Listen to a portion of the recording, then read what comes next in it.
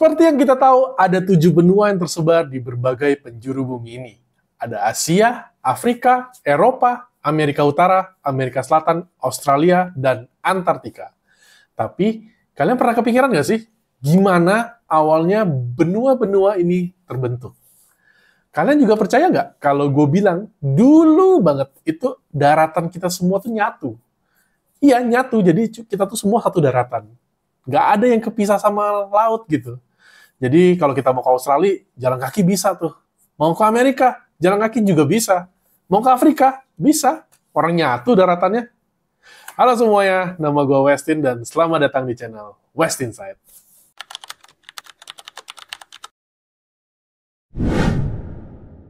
Sebelum kita mencari tahu tentang asal-usul benua-benua di bumi ini, kita pelajari dulu sejarah bumi dan bagaimana cara kerjanya ya guys.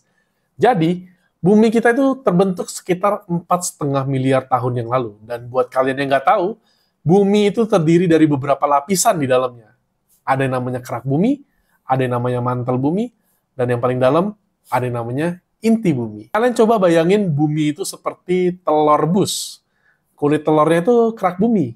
Yang bagian luar yang keras itu tempat kita tinggal ibaratnya. Lalu di bawahnya tuh ada putih telur.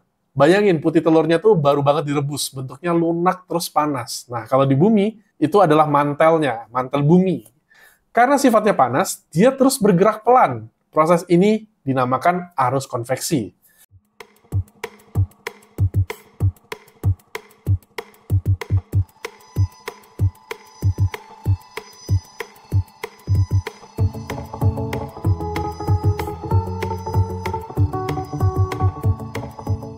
Kemudian di bagian dalam ada kuning telur. Ini tuh namanya inti bumi. Sifatnya tuh sangat panas dan bentuknya padat. Nah, di dunia geologi ada istilah yang namanya litosfer. Apa itu litosfer? Jadi, litosfer itu adalah bagian luar bumi yang meliputi kerak bumi dan lapisan luar mantel bumi. Nah, tadi kan gue udah jelasin kalau mantel bumi itu bergerak pelan. Kalian bayangin bergerak pelan tapi selama berjuta-juta tahun, bahkan bermiliaran tahun. Efeknya, terjadi retakan-retakan di lapisan litosfer yang menyebabkan kerak bumi terbagi menjadi lempengan-lempengan yang terus bergerak dan akhirnya saling bertabrakan. Pernah dengar lempeng tektonik? Nah, ini nama lempengan-lempengan itu. This is just how the Earth's surface looks currently, because it is changing all the time. Most of these changes happen in the lithosphere. Earth's lithosphere is divided into many tectonic plates that are different in shapes and sizes, but fit tightly together like a jigsaw puzzle. There are 7 large key plates and several smaller plates, and our lands and oceans lie on top of them. Nah, sekarang kita udah tahu bagaimana sistem bumi kita bekerja. Mantel bumi yang terus menerima panas dari inti bumi, lalu panasnya menggerakkan litosfer. Sehingga lempeng-lempengnya ikutan gerak, bahkan bisa nabrak satu sama lain. Oke, kita kembali lagi ke sejarah bumi. Jadi, di bumi kita ini, daratan-daratannya nggak pernah diam. Mereka tuh terus bergerak, kadang saling menjauh, kadang malah bertabrakan dan menyatu, dan ini nggak cuma 1-2 kali. Udah terjadi beberapa kali semenjak bumi terbentuk. Fenomena ini dikenal sebagai siklus superbenua atau supercontinent cycle. Nah, bumi itu punya semacam nafas panjang yang berlangsung ratusan juta tahun. Dalam satu siklus, daratan-daratan tersebar itu akan bersatu membentuk satu superbenua yang besar. Kemudian, superbenua besar itu akan pecah dan menyebar menjadi benua-benua yang kecil. Lalu, benua-benua yang kecil itu akan saling bergerak dan bersatu kembali membentuk superbenua yang baru.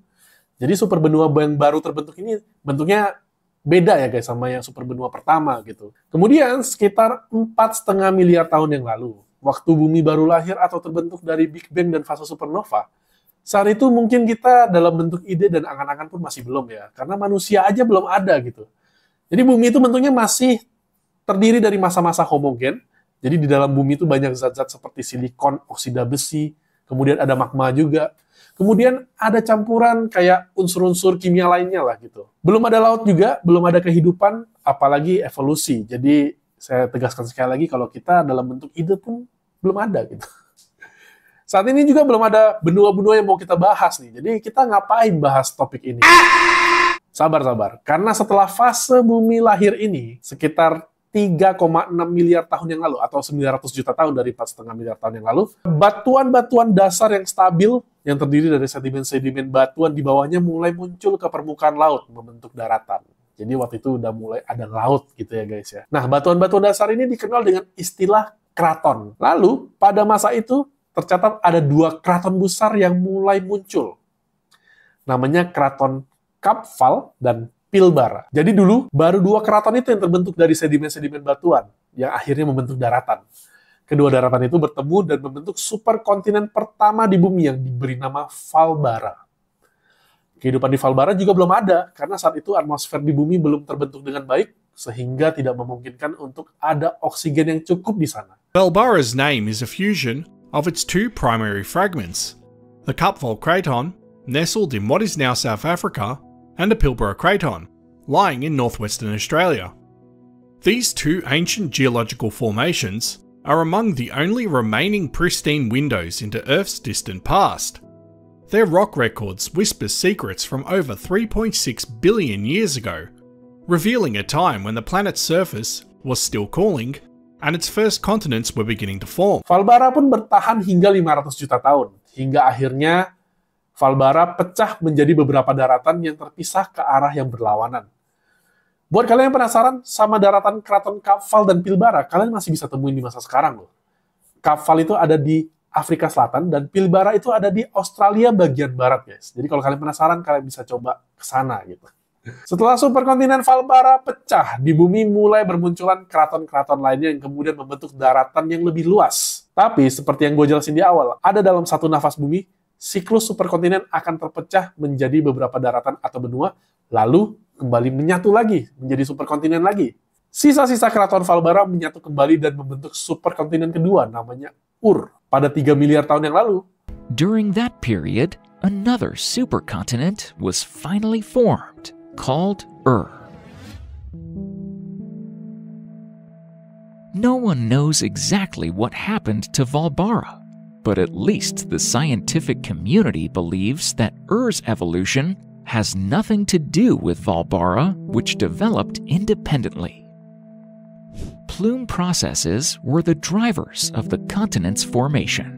They are some hot streams in the Earth's mantle, which move rapidly from the Earth's core towards the surface. Convection currents in the mantle don't prevent such plume currents from erupting. Parts of this supercontinent formed some regions of Australia, Africa, as well as Madagascar and India. It is in India that the largest parts of Ur are now found. The Aravalli mountain range, the Darwar Craton, the Bundelkhand region, and the Singbum region. Setelah 300 juta tahun Ur bertahan, kerak bumi makin aktif. Lempeng-lempeng tektonik mulai bergerak lebih masif karena panas di dalam bumi sangat besar. Ur mulai menyatu dengan keraton-keraton lain yang terbentuk di bumi. Contohnya Laurentia. Laurentia ini adalah cikal bakal Amerika Utara, guys. Kemudian ada Baltika, Eropa Utara, dan Kalahari, Afrika Selatan. Gabungan daratan ini membentuk Kenorland, superkontinen ketiga. A little less than 2.8 billion years ago, a new supercontinent called Kenorland was finally formed. Ur was then downgraded to one of its smaller parts. This supercontinent was formed in the Neo-Archean period about 2.72 billion years ago. It is notable for the fact that it mostly contained neoplasm. Kenorland merupakan sebuah tonggak besar dalam sejarah bumi, karena selain ukurannya yang lebih luas, era ini juga bersamaan dengan peristiwa geologis dan biologis yang sangat penting, yaitu The Great Oxidation Event, yang terjadi sekitar 2,4 miliar tahun yang lalu. Apa yang terjadi di Great Oxidation Event ini? Mikroba di laut mulai menghasilkan oksigen lewat fotosintesis, dan atmosfer mulai berubah. Efeknya, planet bumi secara perlahan mulai menjadi tempat yang lebih bisa dihuni untuk kehidupan kompleks di masa depan. Sayangnya, oksigen juga memicu kepunahan massal bagi mikroba anaerob yang biasanya hidup tanpa oksigen. Ini disebut sebagai bencana oksigen oleh beberapa ilmuwan. Setidaknya di Kenorland sudah mulai ada cikal bakal kehidupan di bumi, guys. karena Great Oxidation Event tadi. Di bumi mulai dihidupi oleh bakteri-bakteri air, kemudian ada alga, tumbuhan-tumbuhan juga mulai tumbuh, kemudian jamur juga mulai tumbuh di berbagai habitat. Kemudian dari Kenorland, kita lompat ke beberapa siklus, guys. Karena kalau enggak, nanti kepanjangan ngejelasin superkontinen yang terbentuk dan terpecah terus-menerus. Jadi kita persingkat aja. Dari Kenorland ada namanya Columbia atau Nena. Lalu ada Rodinia, ada Patonia, hingga akhirlah Pangea atau Pangaea. Nah, Pangea ini adalah cikal bakal dari benua-benua yang ada di bumi ini. Pangea mulai terbentuk sekitar 335 juta tahun yang lalu, yaitu tepatnya pada akhir zaman Paleozoikum atau zaman karbon. Dan Pangea mencapai bentuk utuhnya sekitar 300 juta tahun yang lalu. Bentuk utuh itu maksudnya dari yang terpisah-terpisah itu dia nyatu lagi gitu ya guys. Looking at the history of the Earth, we can go back to a time when all the continents we're familiar with, and some we might not be, were joined together in one supercontinent. This supercontinent was Pangaea, which means all the earth in Greek. Ketika Pangea terbentuk, daratan besar ini memiliki bentuk yang menyerupai huruf C raksasa. Bayangkan sebuah daratan luas yang seperti memeluk sebuah laut di tengahnya. Laut itu dikenal dengan Tethys Sea atau Laut Tethys. Laut pedalaman yang memisahkan bagian timur dan bagian barat Pangea. Di bagian tengah benua terbentang dataran yang sangat luas dan sangat kering. Karena begitu jauhnya dari garis pantai, daerah ini hampir tidak mendapat curah hujan. Hasilnya, gurun-gurun pasir besar pun terbentuk di bagian dalam Pangea, maksudnya di bagian tengah ya guys ya, menciptakan daratan yang keras dan tandus. Di bagian tepinya terbentang deretan pegunungan yang terbentuk dari tabrakan lempeng-lempeng tektonik. Beberapa dari pegunungan ini adalah cikal bakal pegunungan Appalachia di Amerika Utara dan bagian awal dari pegunungan Alpen di Eropa. Karena bentuk dan ukuran yang sangat besar, Pangea menciptakan pola iklim yang ekstrim. Musim panas di bagian dalam benua bisa sangat panas dan kering, sementara musim dinginnya sangat dingin. Suhu bisa berubah drastis antara siang dan malam, dari panas terik ke dingin menggigit dalam hitungan jam. Namun, di sekitar pesisir Pangea, kondisinya sangat berbeda. Wilayah-wilayah ini lebih dekat ke laut sehingga mendapatkan lebih banyak hujan dan memiliki iklim yang lebih lembab. Di daerah pesisir inilah kehidupan tumbuh subur. Hutan-hutan tropis, rawa, dan sungai-sungai purba menjadi rumah bagi beberapa jenis tanaman dan hewan purba. Pada masa terbentuknya Pangea, kehidupan di bumi udah lebih ramai dibandingkan kehidupan di zaman Kenorland. Banyak spesies makhluk hidup didominasi oleh berbagai jenis serangga, reptil termasuk dinosaurus, dan juga pendahulu mamalia. Manusia apakah sudah ada? Belum nih, sabar dulu guys. Manusia baru mulai berevolusi sekitar 2,5 juta tahun yang lalu. Dan pada saat itu, Pangea udah bubar guys. Oke, kita kembali ke topik lagi. Ya, jadi tadi kalian nggak salah dengar. Ada dinosaurus. Jadi pada saat itu masanya tuh disebut masa zaman Trias, sekitar 252 sampai 201 juta tahun yang lalu. Muncul kelompok-kelompok hewan baru yang mengisi kehidupan di Pangea. Disinilah dinosaurus pertama kali muncul sekitar 230 juta tahun yang lalu. Dinosaurus awal bukanlah makhluk yang besar. Mereka tuh tubuhnya kecil, berdiri dengan 2 kaki, dan umumnya mereka pemangsa, karnivora. Contohnya ada Eoraptor, ada Herrerasaurus, itu salah satu predator awal. Kemudian ada Coelophysis, salah satu dinosaurus pertama yang menyebar luas ke seluruh Pangea. Karena Pangea masih menyatukan, dinosaurus bisa dengan mudah menyebar ke seluruh daratan. Kayak tadi yang gue bilang, kalau mau ke Amerika bisa jalan kaki, mau ke Australia bisa jalan kaki. Nah, dinosaurusnya nih menyebar nih. Tidak ada lautan besar yang menghalangi pergerakan mereka. Oh ya, by the way, karena menjadi satu-satunya daratan yang ada di bumi, tentunya Pangea dikelilingi oleh samudra yang sangat luas, guys. Nah, pada saat itu, samudra cuma ada satu, namanya Pantalasa. Kemudian, memasuki zaman Jura, sekitar 201 juta tahun yang lalu, Pangea masih merupakan satu kesatuan yang besar, meskipun mulai menunjukkan tanda-tanda akan pecah. Di periode ini, dinosaurus mulai berkembang pesat. Kelompok-kelompok besar seperti Sauropoda, yang dinosaurus layar panjang, kemudian ada Theropoda, dinosaurus yang pemangsa, mulai mendominasi ekosistem darat. Kemudian selain dinosaurus, banyak jenis hewan lain yang hidup di sini, seperti Archosaurus, itu nenek moyangnya buaya, guys.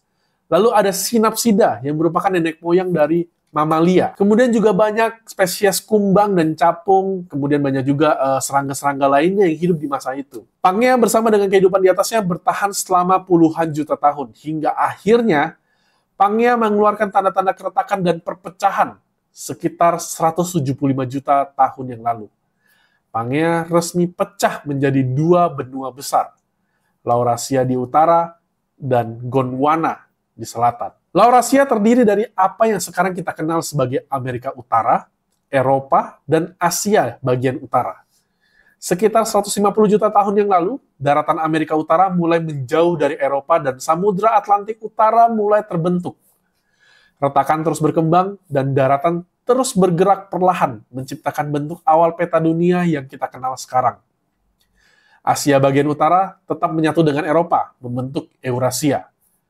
Tapi, proses pembentukannya tidak selalu mulus. Banyak tabrakan lempeng dan tumbukan kerak yang membentuk pegunungan besar seperti pegunungan Ural dan sistem pegunungan lainnya. Sementara itu, Gondwana juga mengalami proses pemisahan besar-besaran. Sekitar 130-100 juta tahun yang lalu, Afrika mulai memisahkan diri dari Amerika Selatan. Samudra Atlantik bagian selatan pun terbuka, membuat kedua benua ini perlahan menjauh. India, yang sebelumnya berada di bagian selatan Gondwana, mulai bergerak sendiri ke arah utara. Ia meluncur dengan kecepatan luar biasa dalam skala geologi sekitar 15 cm per tahun menuju Asia. Sekitar 50 juta tahun yang lalu, India menabrak Asia dan tabrakan ini membentuk pegunungan Himalaya yang masih terus tumbuh sampai sekarang. Australia juga bergerak menjauh dari Antartika dan mulai menuju utara. Saat ini, Australia terus melaju ke arah Asia Tenggara dan dalam jutaan tahun mendatang bisa saja bersatu dengan wilayah Asia. Jadi nanti ke Australia, apa udah nggak perlu pakai visa ya? Antartika yang tadinya tidak sepenuhnya beku, akhirnya sampai di Kutub Selatan. Di sanalah ia terjebak dalam posisi yang sangat dingin dan perlahan berubah menjadi daratan es seperti sekarang. Proses ini perlahan membentuk sebuah samudra baru yang belum pernah ada sebelumnya, Samudra Atlantik. Saat kerak samudra baru terbentuk di antara Amerika dan Afrika, Eropa, kedua daratan itu perlahan menjauh satu sama lain. Seluruh proses ini berlangsung dalam rentang waktu ratusan juta tahun, perlahan namun terus bergerak. Kerak samudra terbentuk, daratan menjauh, bertabrakan, dan membentuk pegunungan, pulau, dan laut yang kita lihat sekarang. Dari satu super benua bernama Pangea, kini kita memiliki 7 benua. Asia, Afrika, Amerika Utara, Amerika Selatan, Antartika, Eropa, dan Australia. Jadi sedikit banyak mungkin kita udah bisa ngerti ya, kenapa daratan di dunia ini nggak ada yang datar. Kenapa bisa ada gunung yang tinggi banget, kenapa bisa ada samudra, dan kenapa daratan bisa terbagi-bagi jadi 7 benua besar. Ya sebabnya karena arus konveksi yang ada di mantel bumi ini guys, semuanya digerakkan di sana. Lempeng-lempeng bergeser dan saling tabrak karena apa yang terjadi di sana. Intinya ya karena memang begitu cara kerja bumi kita. Para ilmuwan juga sudah mempelajari tentang siklus superbenua berikutnya berdasarkan data pergerakan lempeng-lempeng benua yang ada sekarang. Mereka pun menyusun beberapa skenario berdasarkan kemungkinan yang akan terjadi. Yang pertama ada yang namanya Pangea Proxima, salah satu prediksi paling terkenal yang menyebut nama Pangea Proxima atau Pangea berikutnya. Dalam skenario ini, Samudra Atlantik akan menutup kembali, Amerika bergerak ke arah timur, bertemu lagi dengan Eropa dan Afrika, Australia terus meluncur ke utara dan akhirnya bertabrakan dengan Asia Tenggara. Hasilnya, benua-benua kembali menyatu membentuk daratan raksasa. Seperti Pangea di masa lalu, kemungkinan besar di sekitar ekuator atau di bagian tengah bumi. Samudra Pasifik akan semakin luas di satu sisi, sementara di sisi lain samudra bisa benar-benar menghilang. Tapi tidak semua prediksi disepakati. Ada juga teori tentang Novo Pangea. Kali ini justru Samudra Pasifik yang menutup, bukan Atlantik. Amerika akan bertabrakan langsung dengan Asia dari arah barat, dan Australia tetap bergerak ke utara menyatu dengan Asia Timur. Benua-benua akan bergabung di sisi sebaliknya dari bumi dibanding Pangea dulu. Jadi ini Pangea tapi kayak di mirror gitu ya. Kenapa ini bisa terjadi? Karena Samudra Pasifik lebih tua dan lebih aktif secara geologi, sehingga kerak samudranya terus menyusut karena subduksi. Kemudian ada skenario lain, namanya Auriga dan Amasya. Auriga ini adalah skenario yang muncul dari prediksi yang seimbang. Baik Samudra Atlantik maupun Pasifik akan menutup secara bersamaan, dan semua benua akan berkumpul di sekitar daerah Khatulistiwa atau garis tengah bumi. Dalam gambaran ini, benua-benua seperti puzzle raksasa bergerak menuju satu titik pertemuan, menciptakan sebuah daratan besar yang dikelilingi oleh satu samudra luas. Auriga dianggap sebagai salah satu skenario yang paling seimbang secara geotektonik. Tidak terlalu condong ke barat atau ke timur, tapi membentuk pusat daratan di zona tropis. Jika ini terjadi, iklim global bisa berubah drastis. Daerah Khatulistiwa yang kini lembab dan penuh hutan bisa berubah jadi wilayah kering karena letaknya jauh dari laut dan terkena tekanan iklim kontinental besar seperti yang terjadi di Pangea dulu. Kemudian, skenario Amasya punya pendekatan yang berbeda. Dalam versi ini, semua benua termasuk Amerika, Asia, dan Eropa akan bergerak ke arah utara dan menyatu di sekitar kutub utara.